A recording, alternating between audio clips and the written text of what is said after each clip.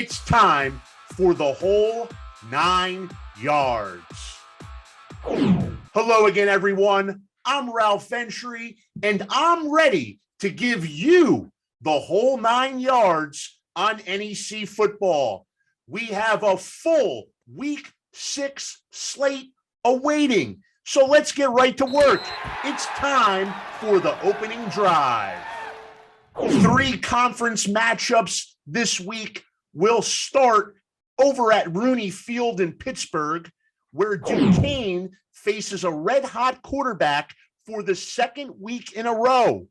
Last week, the Dukes held Merrimack's passing game in check to the tune of 4.1 yards per pass attempt.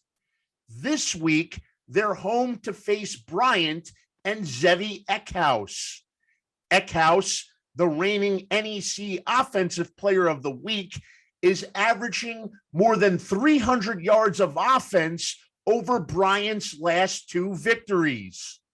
This week, Eckhouse will have to contend with a vaunted Duquesne secondary that you'll hear more about later in the show. Bryant at Duquesne, it's an appetizing matchup, and you can enjoy it live via NEC Front Row. Starting off with a marathon trip on out to Pittsburgh, and we knew this challenge was coming. We've prepared for it. We've done the best we could to emphasize how important the NEC schedule is. And this group right now, we played them pretty tough in the spring. It was a one-score ball game until we lost it 20-10. Previous year, we had the opportunity. We beat them here at home. So I think our guys have some confidence, but they are a very good football team. I've just spent the last 2 days just watching them on film, and boy, their roster is exactly how you want your roster to be. They're old, they're big, they're strong, they're experienced, and we've got our work cut out for us, and we've got to play error-free football. Moving on, 2 teams with tons of talent looking to rebound from Week 5 setbacks, and both are looking to erase an 0-1 start to conference play. Sacred Heart's accomplished defense allowed 2 fourth-quarter touchdown passes at Howard in Week 5. This week, they'll contend with Merrimack and quarterback Weston Elliott. The Warriors were bitten by the turnover bug in their loss to Duquesne last week, but be aware that Elliott has thrown at least 2 touchdown passes in all 5 games this season. St. Francis won its NEC opener at home over Wagner in Week 3. Now the Red Flash will host the other half of the NEC's New York contingent. It's LIU coming off a double bye to visit Loretto. It'll be the NEC opener for LIU, which showed flashes in 3 September games against FBS teams. I'll be watching how the SFU defense contends with LIU receiver Derek Eugene. The grizzled veteran showed his big playability against Florida International and Miami, Ohio. From an SFU perspective, here's what head coach Chris Valerio is expecting to see Saturday. Up front, they got some big guys up front. They got some linebackers that are fast flow. So this is going to be a great challenge for us, and we're just looking to keep moving forward. And our best effort has to come, and we know this one's going to come down to the last second of the game. So it's going to be a 60-minute fight. They've had some tough 3 games, but I told our team they're looking at this game to upright their ship, and we better be ready for the best they got, because they're a very talented team, and I'm sure they're a team that's just waiting to get a W in that column. It's an old-time MIBA New York City matchup, but it's not on the hardwood. It's on the football field this time. Staten Island invades the Bronx as Wagner looks to shake off last week's overtime loss and break into the win column. I'll have more on the Seahawks defense later in the show. As for the offensive side of the ball, I'll be tracking Wagner wide receiver Naeem Simmons, who broke out last week against Delaware State. Simmons, with 6 catches for 136 yards and a touchdown. We'll see what he has in store for an encore this weekend in the Bronx. Central Connecticut looks to rediscover the win column when it hosts Ivy League member Columbia in a non-conference affair. The Blue Devils enjoyed a bye week after playing at ACC member Miami. Now they'll have a chance to tune up before NEC play kicks into high gear. Central Connecticut home to Columbia live on NEC Front Row and the NEC On the Run app. Now let's check in on the NEC stock market. I'll tell you whose value is on the rise. Well, we already knew about Spencer DeMetal and Leandro DeBrito. There has been no shortage of productive defensive backs at Duquesne. And now you can add another name to the mix. It's Pittsburgh product Jeremiah Josephs. He spent the 2020 season at MAC member Miami, Ohio, before returning home to the Steel City and tackling an opportunity with the Duquesne Dukes. Josephs has seamlessly fit into Duquesne's defensive plans thus far. In fact, he is the reigning NEC Defensive Player of the Week for his efforts in a 37-14 road win over Merrimack. Going up against the NEC's top-ranked offense, Josephs logged 2 interceptions to go along with 2 pass breakups and 5 tackles. The DB also balled out in the Week 2 win over FBS member Ohio, accounting for a team-high 8 tackles in the 28-26 victory. He's Duquesne defensive back Jeremiah Josephs, and his stock is all the way up. Now I'm taking the Twitter timeout. We go to the tweet sheet, this one from Smithfield, Rhode Island, and it was indeed a beautiful setting for football at Bryant. Beautiful weather for homecoming weekend and a beautiful day to be a Bulldog. Bryant topped Ivy League member Brown in a battle of Ocean State rivals. The Bulldogs jumped out to a big lead. Brown made it interesting late, but Bulldogs freshman quarterback Zevi Eckhouse sealed the deal, and Bill from the Providence Journal was there to see it all. Make sure you pick up the Projo or visit projo.com to follow some of Bill's great work. And we also had a big dog sighting in Smithfield on homecoming weekend. Ron Makeley was a tremendous supporter of football and all athletics during his time as Bryant's president, and he undoubtedly enjoyed this dub over Brown on homecoming weekend. Good to see you, President Makeley. That's amazing. Titus Leo activated beast mode in week 5, and he wasn't alone.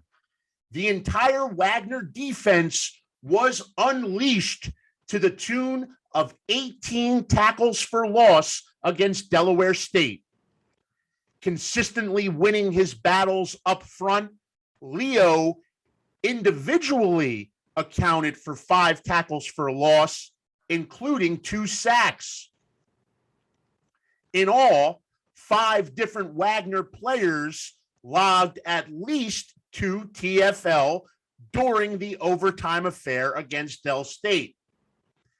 As a team, Wagner's 18 tackles for a loss are the most by a FCS team in a single game this season, and stats amazing.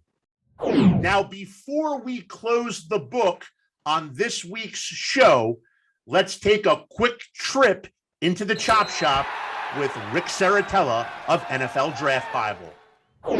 Back in the chop shop with Rick Saratella of NFL Draft Bible. Rick, let's get right to work. Who are your top performers from week 5? I know you just got done with that weekly film session, and who was popping on that screen? Yeah, I'm really excited to jump into it this week, Ralph, and chop it up. And we're going to start on the defensive side of the ball because Titus, Legend of Leo, he's a player I got a chance to go into during training camp at the campus of Wagner. And what an imposing figure at 6'4", 245 pounds. You want to talk about NFL size? You want to talk about NFL strength? Titus Leo, oh, by the way, the reigning NEC Defensive Player of the Year coming off his spring performance. He had a big day against Delaware State in a losing effort, 5 tackles for loss, including 1 sack. I'll tell you, Ralph, he is having a heck of a season. 37 tackles on the year, which is tied for 5th in the NEC. Not bad for a defensive lineman. 3 sacks, which puts him 2nd in the NEC. And then, oh, by the way, 8 tackles for loss, which leads the conference. Titus, Legend of Leo, big game in the Battle of NYC this weekend as they travel to Fordham, 1 p.m. Eastern kickoff time. Yeah, it's interesting you bring up Leo. And I remember when he came into Wagner as a freshman and a New York City product, he played on both sides of the ball at first. They were trying him out as a receiver, a linebacker, but he just seemed to work on his physique year after year, got bigger and stronger. And now it appears they're using him a lot as a down lineman, an edge rusher, a defensive end type.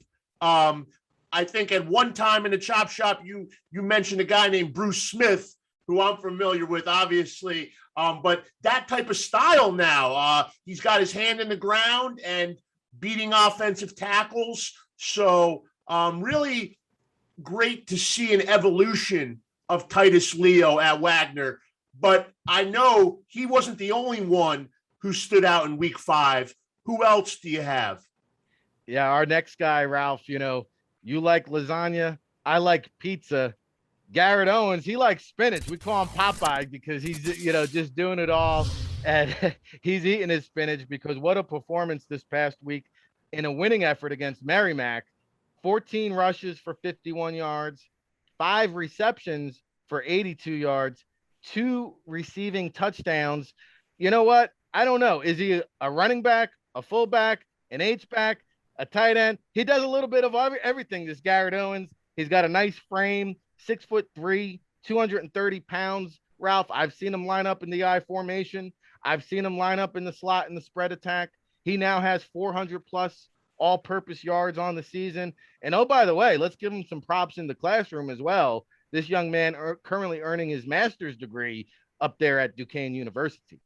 Yeah, and Owens is someone who's amongst the top 5 active FCS career leaders in rushing yards. He, of course, spent some time at Division II Mercyhurst, came to Duquesne last spring, all conference honors last spring, and now in week 5, he looked like a receiver. Anthony Doria had him split out wide. I don't know if it wasn't like a 5-yard touchdown catch in the flat. I don't know if you saw the play, no, but he was making this guy's plays. going up and getting it. It's like a Megatron type thing.